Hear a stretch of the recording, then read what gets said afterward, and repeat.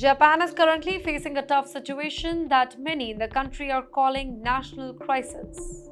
The reason? US President Donald Trump's new tariff policies, which have created major uncertainty for one of America's closest allies in Asia. Japan depends heavily on the US for trade. In fact, nearly 20% of Japan's exports go to the US. That includes everything from cars and electronics to machinery and industrial goods. So, when President Trump announced sweeping new tariffs under his Liberation Day policy, it caused deep concern in Tokyo. Even though some of the tariffs are not active yet, just the possibility of them returning has already shaken Japanese economy. Well, the country has been struggling with slow growth and low consumer spending for years. Now, with these new trade tension, there is even more pressure on businesses and workers.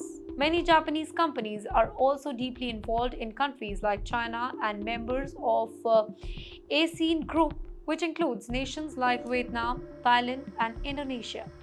The US trade approach towards these regions is also really unclear, adding more stress to Japan's economy and foreign investments. Japan's Prime Minister Shigeru Ishiba has called this particular situation a national emergency. However, he is being criticized by opposition party for not doing enough to protect Japan's interest. And with major elections coming up, including one for Tokyo's local government and another one for upper house of Japan's parliament, Ishiba's political future is at stake. His ruling party, the Liberal Democratic Party, is already losing public support. If they lose these elections, it could make it much harder for the government to function and may even force Ishiba to resign. You know, the real problem for Japan is that it has limited options. Unlike the European Union, which negotiates trade deals as a large group, Japan has to deal with the US alone. And while Japan is a major economy, its GDP is only about 1/10 the size of the US. This makes it even harder to push back. Plus, Japan needs the US not just for trade but also for the security.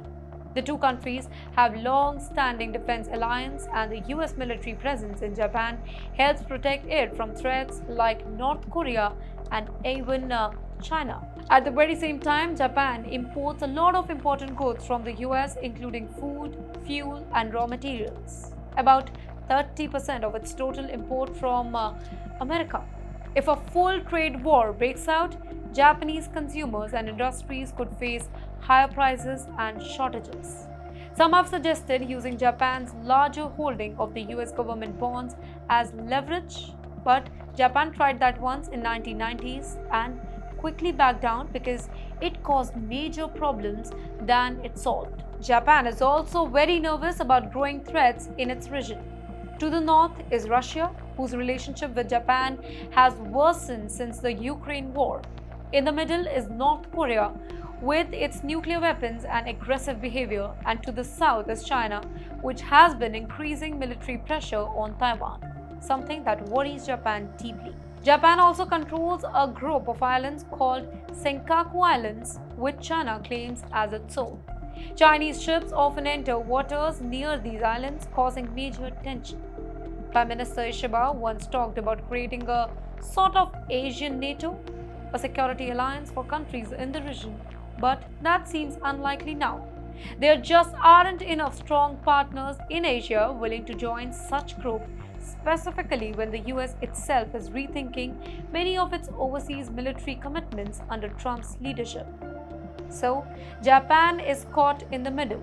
One side, it depends on the US for trade and security, and on the other side, it faces growing threats from neighboring countries. And now, with the US becoming more unpredictable under Trump's trade policies, Japan has to be very careful. The country is trying to manage this crisis without damaging its alliance with the US, but it's a very difficult balancing act. For Japan, the future feels uncertain, and finding a safe path forward won't be easy.